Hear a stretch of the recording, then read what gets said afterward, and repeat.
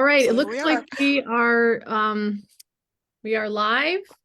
All right, let me look at Finally, our button here. thank goodness. Hopefully people will find us here. Um, Hmm. Now I'm seeing that my face is Oh, frozen. there. Yeah. There I am. Yeah. Watch live Okay. videos on. All right. So hopefully people will find us.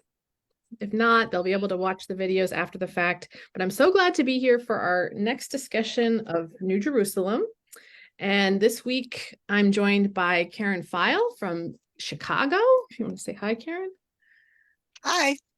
There she is with a beautiful skyline behind her. And Junshul Lee from San Francisco. Would you like to say hi, Junshul? Hello. Excellent. And our topic this morning is a good one, an important one, the topic of freedom. And just to kind of orient us, we're looking at Swedenborg's work, New Jerusalem, which Karen has often referred to as the footnotes or The brochure of our the brochure. theology. Hmm. The brochure, the cliff notes is maybe the word I'm looking for. Hmm. Kind of a pretty basic summary of what is included in this life of the New Jerusalem, this life of the new church that we are all seeking to be a part of in the world. And as we've done each week, the hope is we can engage this chapter and this topic both on a personal level by sharing our own experiences of touching freedom, experiencing freedom, fostering freedom, and then also our experiences collectively as a church. What does it mean to be a community that that lifts up this important truth about how we live the spiritual life? So freedom. Let's jump in, and I'm happy for either of you to get us going. If you want to pick out a portion of the chapter to start off the discussion, things that resonated with you, things that you'd like to go into a little more deeply. Which one of you would like to get us going? Well, I could start by saying that I thought it was interesting that Swedenborg breaks it down into a heavenly freedom and a hellish freedom. And that reminder that both are the kind of freedom to be the person that we want to be, that we have this choice from moment to moment Mm-hmm. Mm-hmm. of which freedom we're going to engage with. Yeah, yeah. I was just sharing a quote recently from Confucius, who talks about that we have two lives, but the second life begins when we realize we only have one. And I felt like that really spoke to this idea of hellish freedom and heavenly freedom, that heavenly freedom is what's real, like that's what's true, is following the Lord, is we're actually free when we're loving and when we're doing good. But we need this ability to kind of believe that we're free on this in this hellish realm, and to believe we need to have the freedom to go against or to be involved in falsity, and we need that freedom and kind of until we don't need it anymore. It's and I've always found that very important and rich to distinguish between those two freedoms. I wonder in your own lives if you have examples of, like, how do we know when which one we're acting in, or how do we enter into that heavenly freedom? What helps to foster that? Do we have control, I guess, is another question, because sometimes I wonder if God is the one. I mean, we hear that God is the one bringing us this heavenly freedom, bringing us this regeneration. Do we have the control to choose it on our own? That was a lot of questions, but Mhm. anybody can That's jump many in. questions. Many questions, Well, yeah. it starts very early. When you have a child, how they will assert their will at a certain point quite firmly. Mhm. And that's before they have an idea of God, but Mhm. to them, you're God, and they're asserting their will. Mhm. Mhm. So Yeah, it starts very early. yeah, yeah. The idea of freedom, I think we might probably want to do some clarification. Sure. Again, English is wonderful language and horrible language at the same time. The word we use it freedom. It's a state of being free. But then often we mean that by we are not bound, pressed, forced by another human being or institution, but we are able to do what we want to do. So often that's the freedom that we use. Swedenborg's freedom is slightly different to very different. Mhm. So what he begins that is about love. He connects freedom to love, that to life. So it is essential quality that makes us to be human. At the same time, because of that, we could go entirely against God without knowing that. Mhm. So essence of that freedom is we are created the way. Now this is like, we can only do what we love to do. Everything else is not real for us, actually. Even if like I love to do that, but I do this because my parents likes it, my wife think that's the better way. If my children will respect me, then those are not real things. Because I have something in my mind that I love to do that. Mhm. And that connects to the joy and the light. Mhm.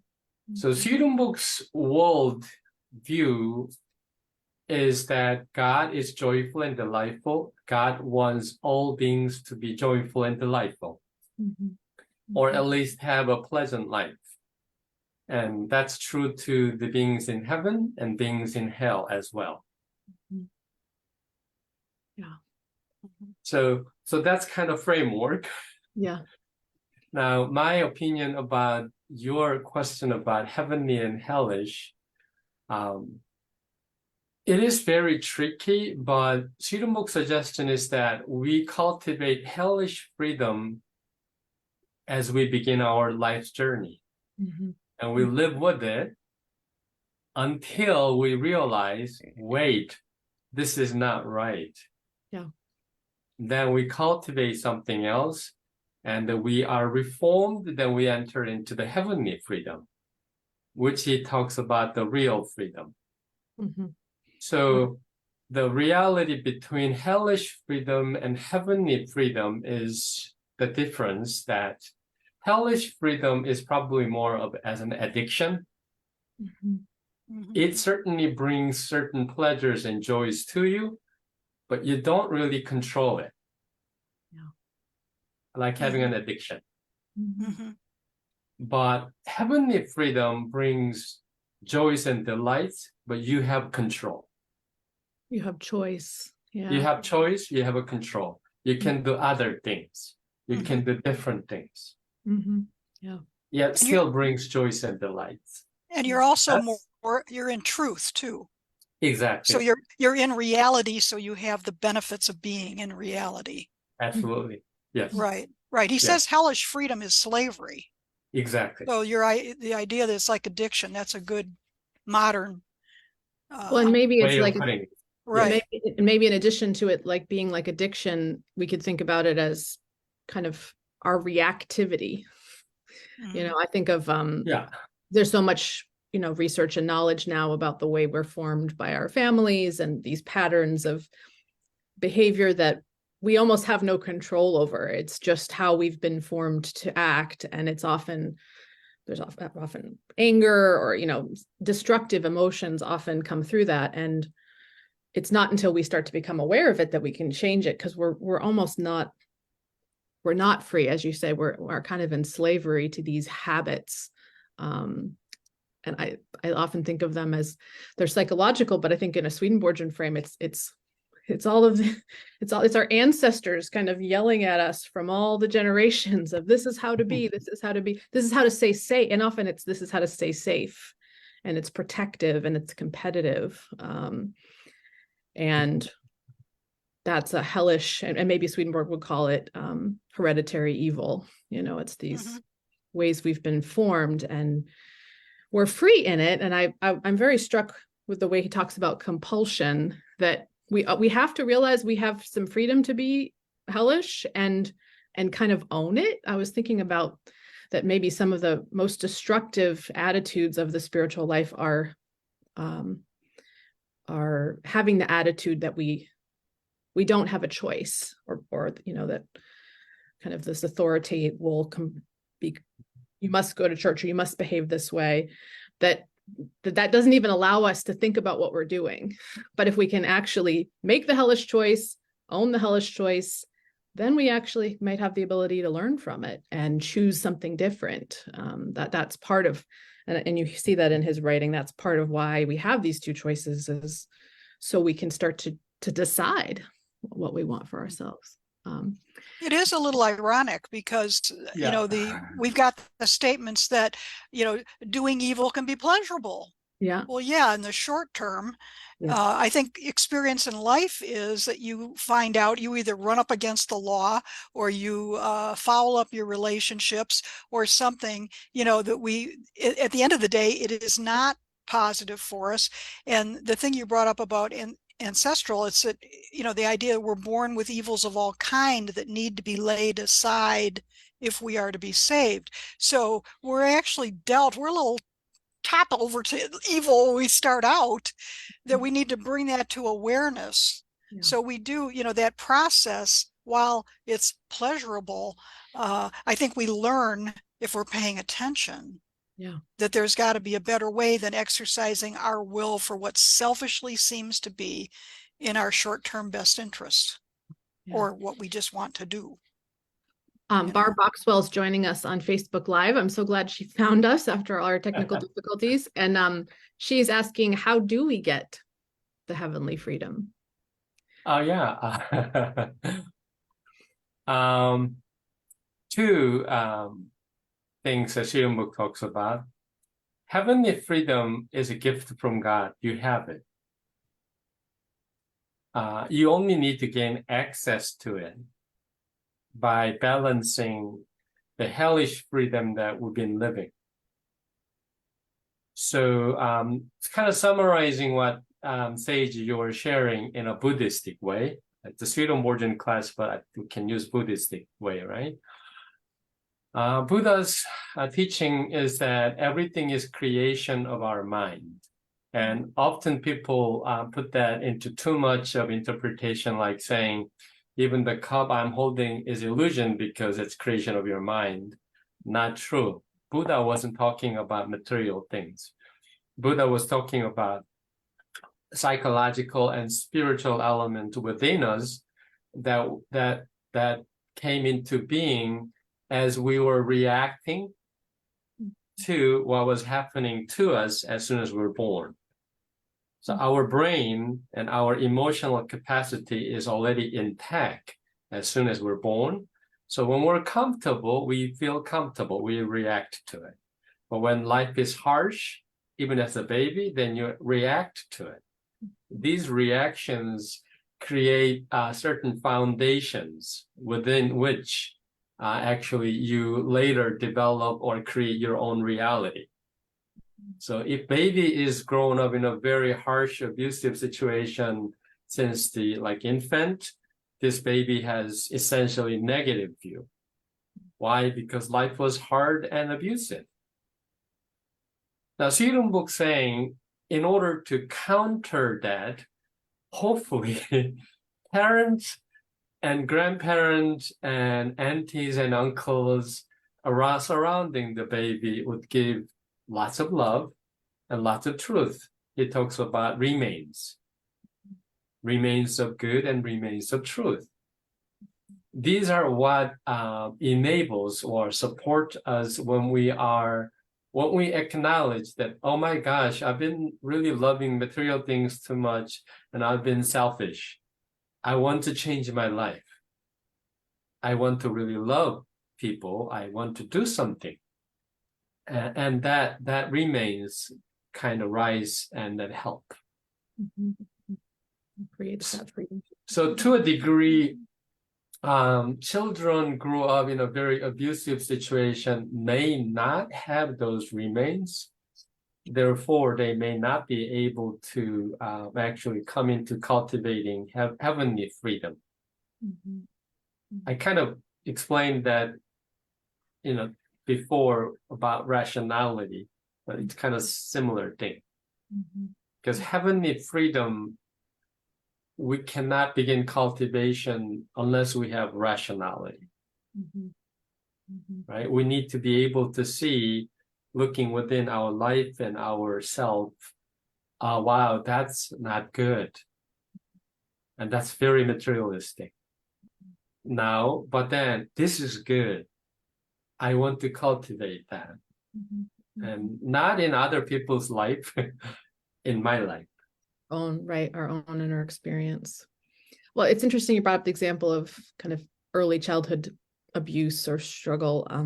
I'd like to believe that every child has remains, and I feel like Swedenborg does say that in some places, but we also certainly know that sometimes our upbringings are so difficult that it requires a lot of healing and sometimes it's impossible. Mhm. And I would share, though, on the other side, we certainly have examples of children growing up maybe in extreme privilege to the point of never facing any suffering or never facing any challenge, and also struggling with loving others. And so there's a lot of circumstances that could make that hard. And for me, I feel like this chapter, and maybe one of my practices about it, is to first to honor all life, no matter whether we're in it, that I can never say, okay, yes, I finally established heavenly freedom and I'm good, so follow me. That we're always in this equilibrium, and that this is as God wishes, that we are meant to have this freedom on both levels, and to see whatever state we're in as an opportunity to learn, there's and if we can have that attitude of, okay, this is where I'm at, this is what I'm experiencing, what's in it, what's possible for me in this moment. To me, that feels like better, more fertile ground for the next choice. Mhm. Sometimes I feel like hellish freedom is so much, and I like the way you shared, Gentle, about like all these ideas, and just sometimes I do feel like we have so many ideas about how things should be and what should be happening, and that we can't even see the moment we're in. We can't even see ourselves. We can't see the people in front of us. We can't see the bird tweeting out the window, that we could, but that we can any minute, that we can in an instant be trapped in the deepest hellish, slavery that we could imagine. And if we could just for a second go, maybe I don't totally know what's going on, and take a breath, look around, we can glimpse that heavenly freedom. Because I do think, as you said, it's in us already. It's not something we have to earn. It's just what it is to be alive. And I think that's why meditation or other spiritual practices are so useful in just getting you to stop and wonder about what might be possible. Another example, I think this is from my teacher, George F. Dole. Mm-hmm. I took Latin class with him for 4 years in seminary, but in Latin classes, we talked more theology than language. So, because I was asking many questions. Freedom is like this kind, in a way. So I think in a close comparison is Jonah, Prophet Jonah. So let's put it this way. If I have my loving wife waiting for me in Boston, but I'm in Houston right now, and in Las Vegas, I have a fun party, invited by my friend. Now I have a choice either to go to Boston to be with my wife or to go to Las Vegas with my friend and have fun. as long as I'm at the airport, I have a freedom. But after I purchase a ticket and I'm on the plane, I don't have a freedom anymore. Mm. But after I land in Las Vegas, I have a freedom again. Does that make sense? Mhm. So Yeah. when we have made a choice in a certain way and then we are moving forward with it, we usually don't have a freedom. Mm. Mhm. That's interesting. Well, in one of the definitions from the chapter, that it seems obvious, but it's good to point out, freedom applies to our spirit, which does our thinking, but not to our outer nature. So when you're on your plane, you're in your outer nature. So this entire topic is about spiritual choices, Yeah. you know, and to distinguish those.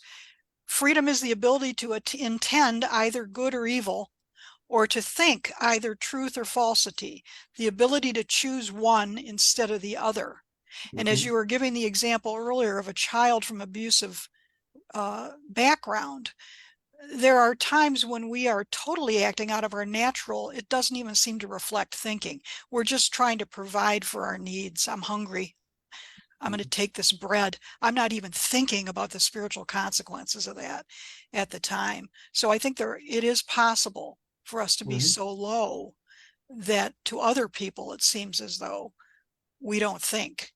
No. And then to what you were saying, Sage, freedom of choice is never taken from us by the Lord. He uses our freedom to deflect us from evil and bend us toward goodness, leading us gently and subtly so that we think it's coming from ourselves. And on page 101, George says, our freedom is stronger when we undergo spiritual crises and are winning for the reason that we are inwardly compelling ourselves to withstand evils as a gift of strength from the Lord. And I think that that's a very, very true way. And another Christian way of talking about it is just simply that I tell people all the time, when you're in a situation, the only thing that I know that helps you get out of it is really to pray to the Lord, because the Lord will help you, you know, unfailingly, but you need to get spiritually to the point where you're willing to ask for help and to realize that this is where it comes from.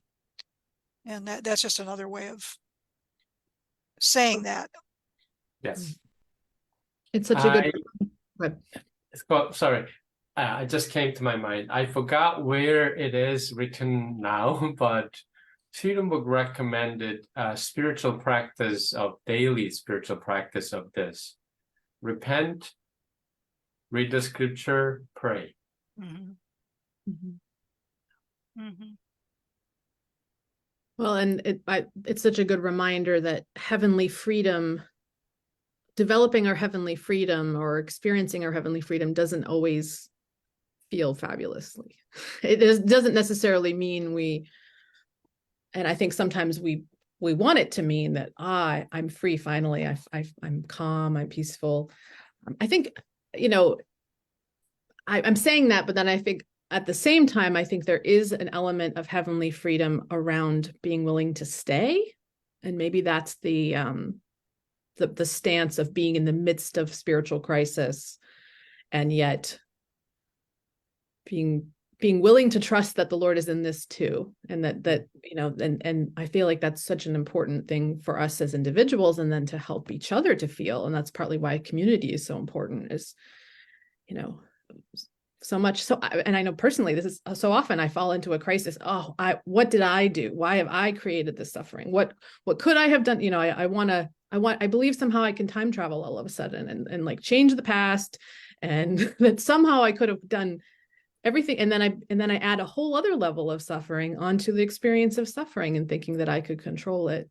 And it feels like in that portion you quoted, Karen, it's those struggles, and in our willingness to stay in them and remain faithful. And maybe the faithfulness is just the simple kind of willingness to continue to believe in the being alive, like being willing to be alive, being willing to trust that this moment life is emerging just like the next. When I feel good, when I feel pain, either experience is still a moment in God's world. It's still a moment of aliveness, and that actually it's those difficult moments that can even be ultimately more useful in terms of helping us to begin to choose that heavenly freedom, and feel empowered to. That's a hard one to remember, and I wonder if you have personal experiences with that, or how does spiritual community foster that attitude? We don't have to answer all those questions, but those are some of my No, I think that's what a lot of ancient and even modern enlightened people, wise people tried. And the essential challenge is, I'm sorry to say this, but the human desire to be higher, better than others, and our desire to control others, meaning power. That it's sadly present in all organizations, and as soon as human beings create a community, this thing just comes in. So how can we not lift our chin up when we are in a situation or position that people are looking up to us and praising us? How can we keep our humility? That's I believe, very essential question. Well, we're getting into the third dimension here, because it's one thing to abstractly talk about our relationship with God and our freedom of choices, and it's all spiritual. And then you bring in relationship. Okay, now what? And it occurred to me some months ago that one of the useful things about the concept of God, whether you believe it or not, is it triangulates human relationships. Because otherwise we're here like this. But if we're going to point to God and bring God into the situation, now we've somehow triangulated it, and it changes the pressure. But yeah, you're talking about how do we do freedom within the context of relationships? Yeah, we've got power dynamic. One of the things that George says towards the end of that chapter, he says, it has a Taoist feel of being totally attuned to everything and everyone around us, of an environment that presents no obstacles because of the attunement. We move freely because the pattern, the design that surrounds us is also within us. So it's suggesting this very sensitive acceptance and awareness of what's going on. And I think what we need to realize is that a lot of the people we're in relationship with, especially casually, may have not done the work to know themselves. And so the way they relate to other people is through projection or comparing themselves to some other human being instead of their own potential, and all kinds of weird vibe gets put into the room when that's going on. And then the work is to allow it all to be. because then even exactly. if as much heavenly freedom as you might believe I know myself now and I have all this heavenly freedom, if I then begin to diagnose the people around me, then I'm falling into the same trap again. There is this deep need, and I think that's where I felt this way last week with the one on conscience. I wish Swedenborg could have been in the conversation, and I wish he could be here this week. Is like, when we think of heaven and hell, it fosters that kind of idea that we could somehow really get away from it. But to realize we're all a mix, we're all doing our best. We have no idea what it took for the person in front of us to make the choice they made. We have no idea if it's actually a choice that's a growth option for them. It may feel like something very far from our experience, but to just, as you said, Jenshul, have the humility to accept it all, and accept not in condone or admire, but just this is the life that's unfolding right now. This is the kingdom we're in, it really does come back down, which is so much throughout this book. Can we be caring? Can we Right. find to the We could, it's just hard. Yeah. it's just But sprinkling a little love on it, Yeah. is having the confidence and belief that that will be better. I always like to say, I can't wait to see what God is going to make of this, yeah. and knowing my own place in it is really observer and maybe sprinkling a little love where I can. But Yeah.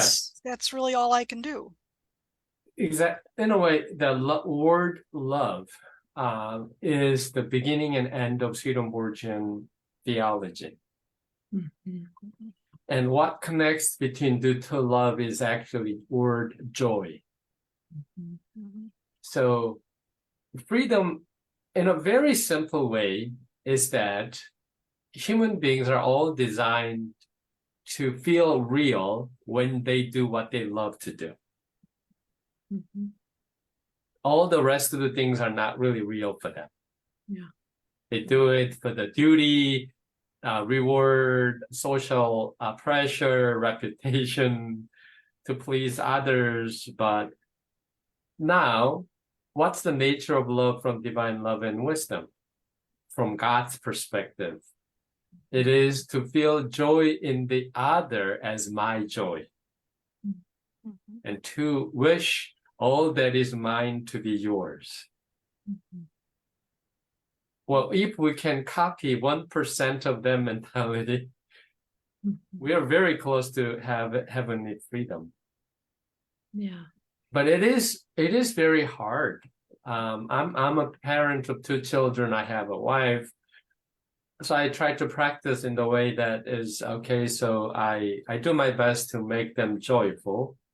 Now, after my hard work, I see them joyful. I'm glad, but then I don't feel that joy in me. I'm tired. Well, I totally relate to that, Jim. I'm And tired, yeah. but they're joyful. Yeah, sure, but I'm tired. So what am I missing? So again, I'm not there yet, of course. So that's why I was saying we could be caring, but it's hard.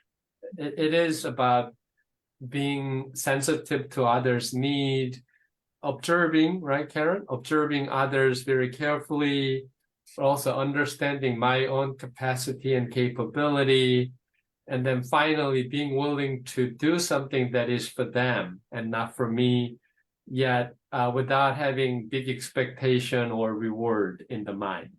Mhm. While also taking care of your own needs and body and soul and mind, which I the more I get in this journey and the more, anyone who we've observed throughout history who we think, oh, that person really has heavenly freedom, often they got to like live apart from they often don't have children. Like they often are They're not finding married. that they're not married. No, they're finding that freedom really often by really removing themselves from the world, which I don't fault them for. I'm like, yeah, I might have made that choice if my life wasn't unfolding the way it is. And I does feel like this is where the rubber hits the road, is how to have this intention and be doing all the work of being in relationship, because it isn't always about sacrificing everything for the other, because then you have nothing left for ourselves. We have to, and I think that's also why we're never going to get there because every, maybe one week will go a little better than next, and then we're constantly tweaking, our way of being. And I know I'm constantly tweaking that. Okay, I really want to give you all these things in the evening, but I become resentful if I give too much. And so I have to pull back and decide what I need. And to me, that's a part of this invitation of the new church, that worship will be life, that we will live in the world with other people. It's not about finding this sacred safety, somewhere else, but letting this whole dance of life be sacred and be in the mix. And we're not even, we are a part of this heavenly and hellish equilibrium. We cannot separate ourselves from it. And that's how it is. So Well, and it's, also to be in gratitude for what you have, because in the example Jung Cho was just giving, while you're doing that joyful building for them, you are in a use, and you are in a sort of state of satisfaction. Yes. You're jumping to the end where now it's concluded, and you're at a rest point between your next inspiration and useful path that you will follow or you will observe. So I think the saddest thing, to remember is that people that aren't in a lot of relationship, that are more disconnected, they are searching for purpose. And that is a sad place to be. This is what happens to elderly people as they lose everyone around them. Finding anybody who wants you to be involved with them and to have some purpose. And this is one of the good, reasons for church, especially for older people. It's hard to find those opportunities. So I would just say, remember to be grateful. As tired as you are, be grateful for that flow you were on and that you had someone to make happy. Those are the high points in life, and it's that Absolutely. simple. It's that simple. And that's why I do it again and again. Right. It feels good.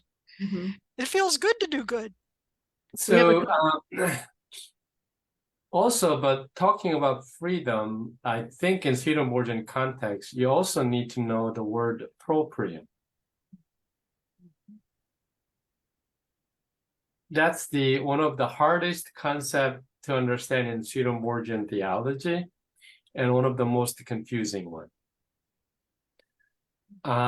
Essence of it is actually having ownership in the world God created, where we own nothing. We want to have ownership. So God let it, actually. But that's the entire story about it. So later, Swedenborg talks about heavenly proprium and hellish proprium. I think that's very close to the heavenly freedom and hellish freedom. So I'm just simplifying it all. My connecting dot is, in order to really reflect on my freedom, I need to acknowledge the ownership of my life by myself, meaning I need to own it. It's my life. I chose it. Don't blame anybody else. I mean, I grew up in a pretty abusive childhood, give or take. Not that bad, but kind of bad. Never had any parents. They were divorced when I was 2.5. My grandparents hated each other. So I found many of these demons created within me by my own reaction to the world. And then later I realized that I created them. Therefore, I could uncreate them. And then, so if we acknowledge and claim it, we can own ourselves, our choices, and our life. I mean, if I made a mistake, I should own it, because that was my choice too. Well, I make something good. Yeah, God let me own it too, as if it was mine. That's so well put. Right? That's a good thing. Yeah. It's so well put, and it's so, I think the New Jerusalem is a mature faith. It's about growing up and being adults, I think, in many ways. And I like that there's so much in this chapter about the futility of coercion. And another flip side of coercion is not taking responsibility, saying, oh, I was forced to do this. And it's a little sad and a little scary, because I think the truth is there's a big part of our human community and a big part of each of us that don't want to be free. I don't want to take responsibility for my life. I don't want to say that I chose this. There's a very childish resistance to owning our lives. And that's partly why we have the history of civilization as it's been, with kind of big leaders and kind of, oh, I didn't have any choice, I just had to follow along. You know, that's so much evil in the world comes through that attitude, and that Yeah. I and was person A in the mob. yeah, Mhm. right. Yeah. Mhm. And there's a call to go within and to think deeply, to become acquainted with ourselves and what God is hoping for us, and Mhm. to tighten that connection so that we are getting more of that spiritual information to help guide us in our choices. But it is a lot of work, and it can be scary, as Swedenborg talks about with, you know, the demons and everything he saw. But we need to bring that up and out and look at it. But yeah, Mhm. it's a life's work, and you know, we only got so much time. You know, how much time So are we I think- given to figure out Right. what God wanted us to do? Right.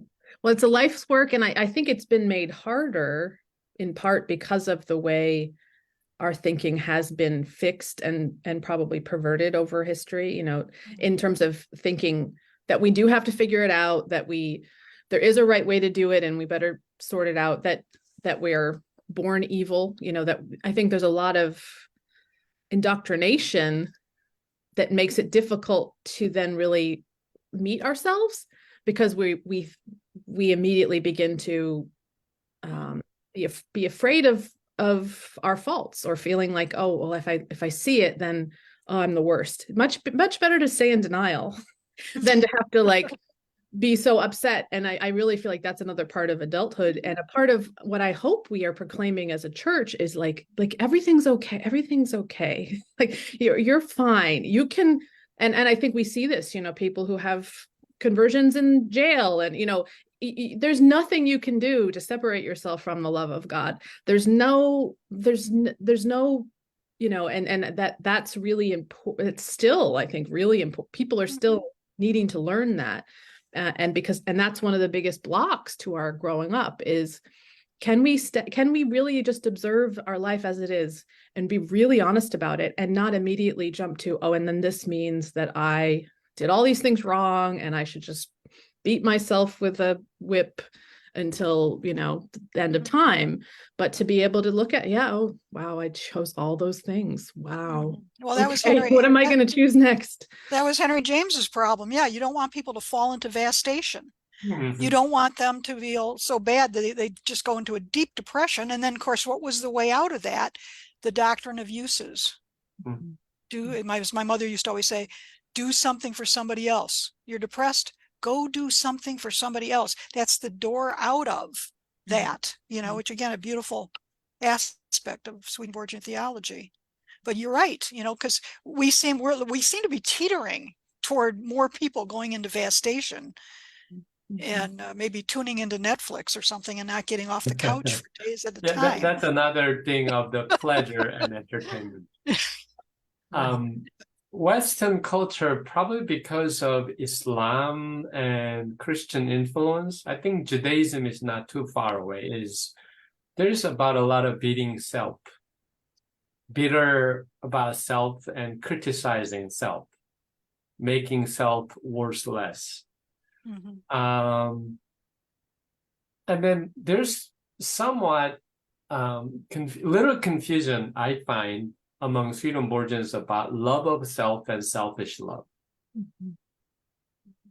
Love of self is beginning of all love.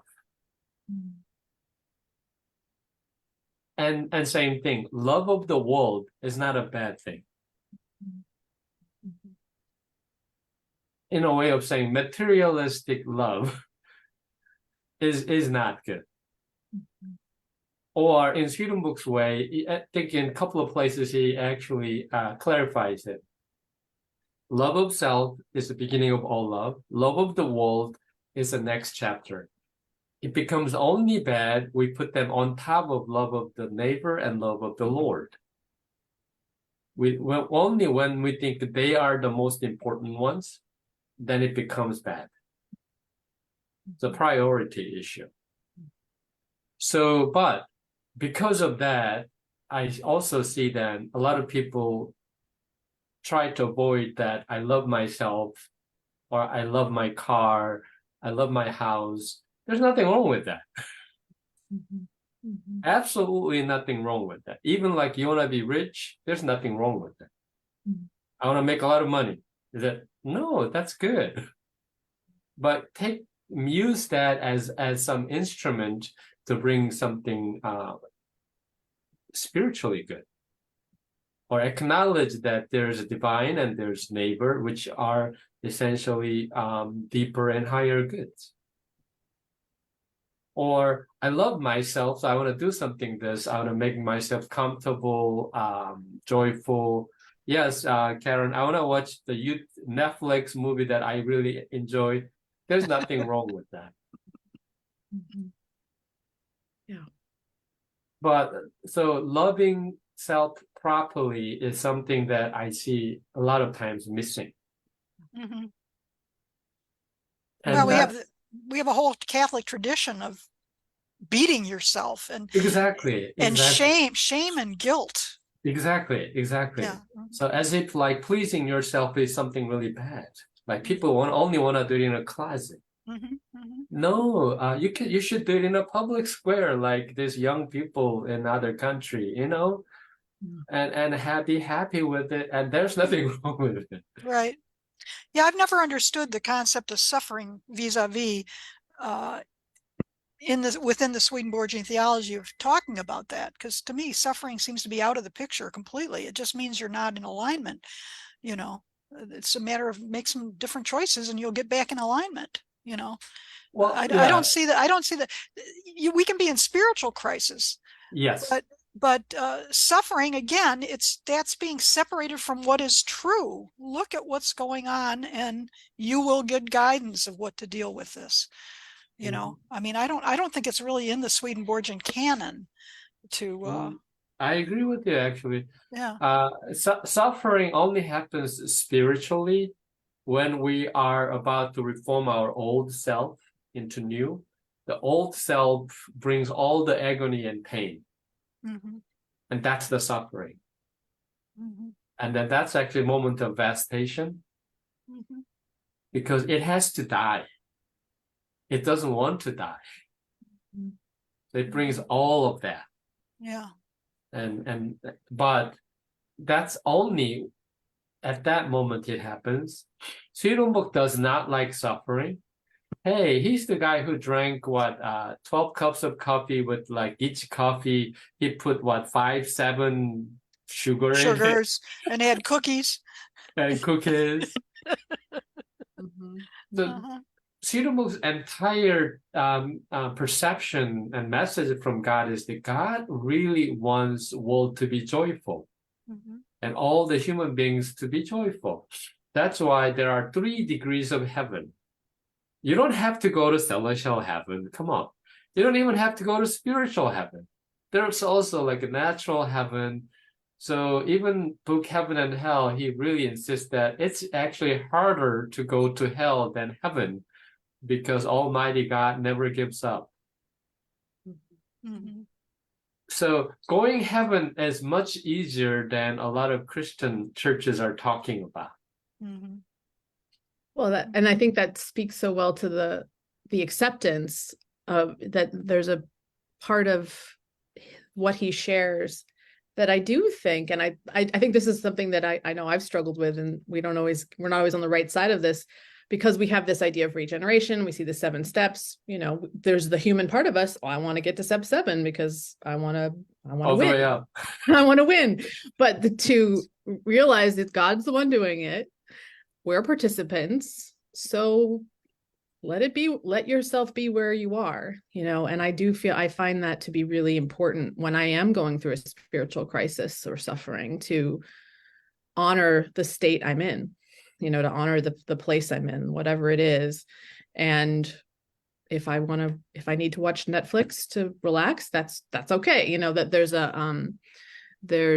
there's a timing to it, and there's actually some resonance with that, I think, in some of the kind of psychological healing modalities that when children are in crises and they can't handle a situation, they disassociate, and that's an incredible survival technique. That's an important thing built into who they are that helps them to survive, and that all of us, part of God's design is giving us these these abilities to survive.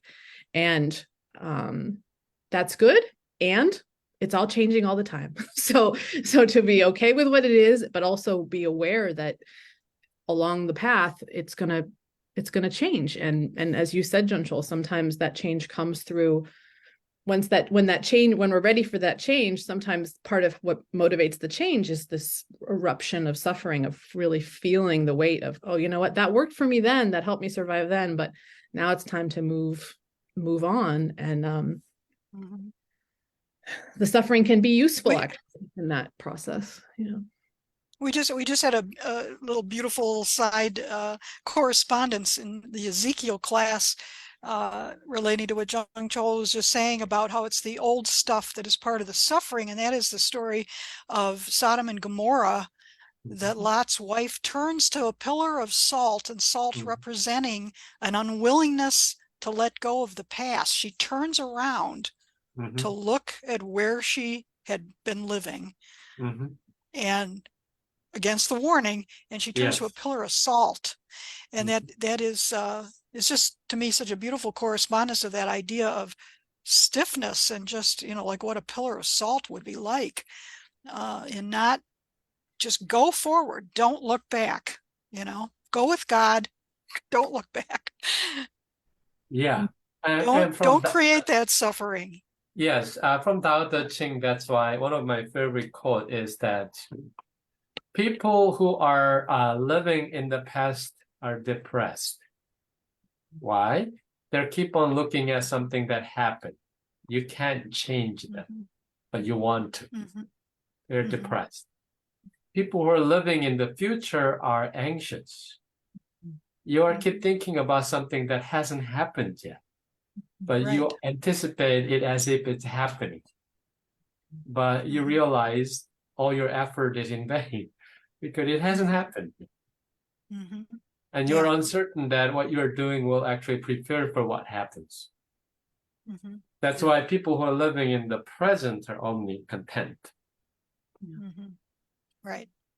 I've been talking about, so I preached on these topics at church on Sunday, and what's come up a lot is thinking about our animal friends, and how our animal friends don't have to struggle in the same way with thinking about the future and worrying about the past. That's our own special little gift, that we have the gift of dealing with this. And what's so kind of beautiful and circular and is that we're called to come back and be more like our animal friends, be more in the moment, be more present. I like to imagine myself like thinking about how animals can fight, they can be starving, but they're tired, and so they rest, like they know how to take care of their needs in the moment and to be in that place. And I think that's what we're called to kind of return to that present moment, and now with the gift of all that we've been through and all that we're, the wisdom that comes from this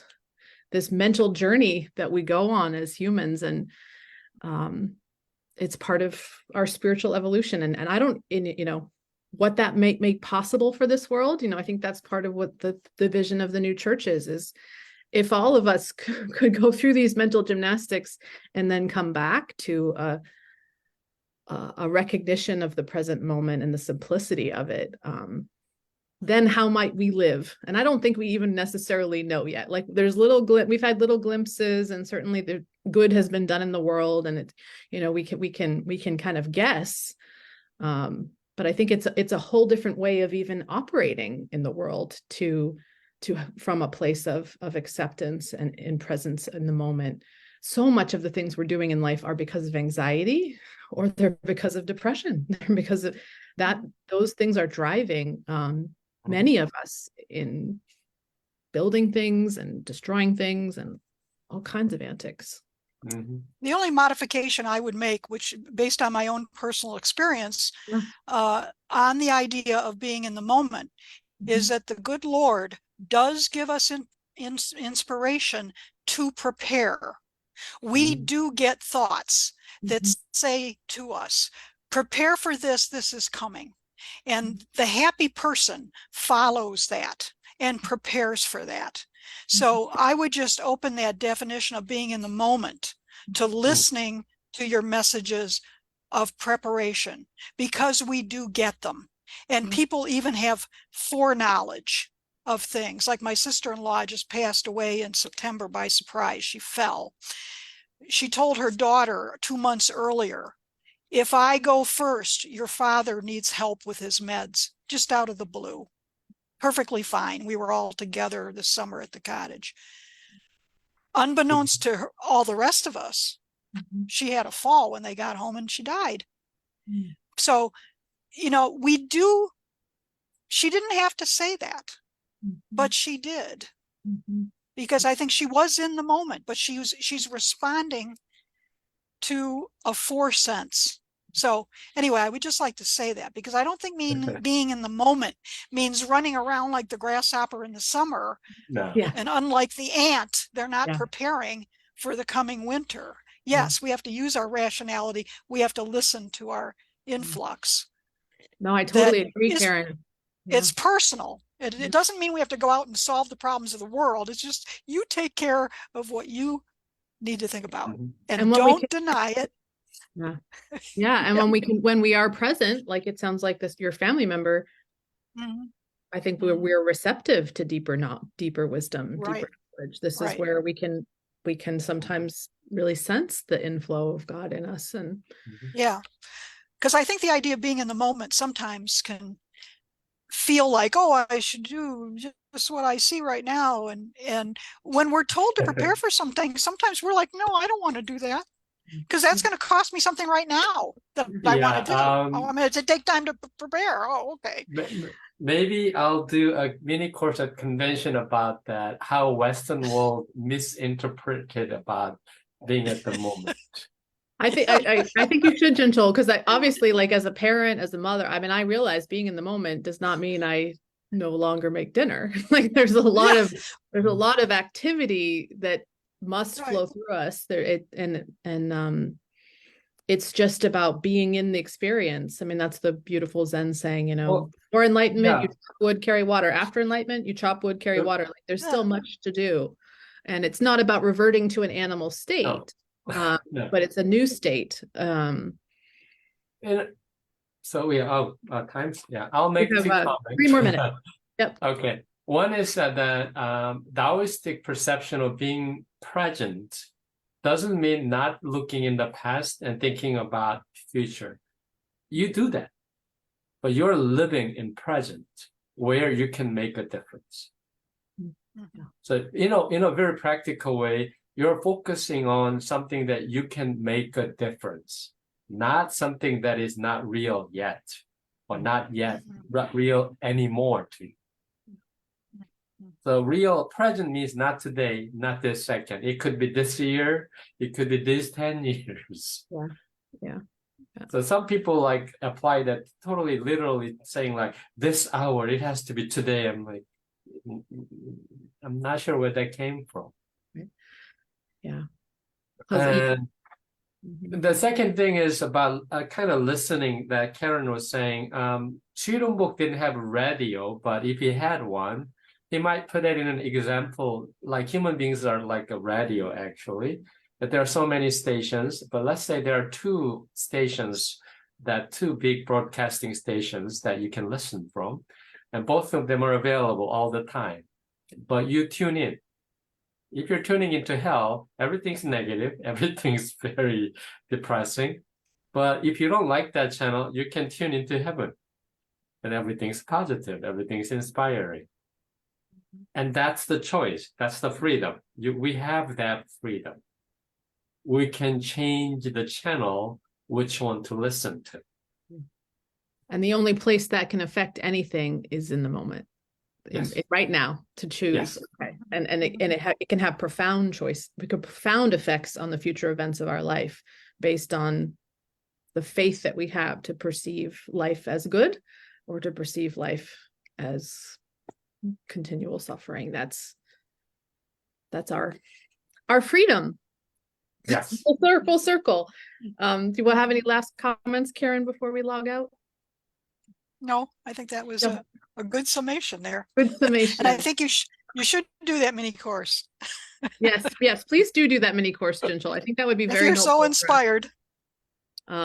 There's a lot of richness in the present moment. We had one comment too. Barb mentioned the same thing, you know, that to be in the moment is to not dwell in the past moments that create anxiety or focusing on the future and worrying about it. It's the dwelling, it's the mental gymnastics. That now is when we can actually make a change. Well, thank you so much for joining me today. And I'm so glad people found us after these challenging technology. And we'll be back next week with our next chapter. So thanks so much, Karen and Jinchul. Appreciate your time. Thank Great you to for participate. invitation. Bye, everybody. All right. Bye-bye. Have a happy Thanksgiving, Yes, happy Thanksgiving to Thanksgiving. everyone. Thank you. everybody.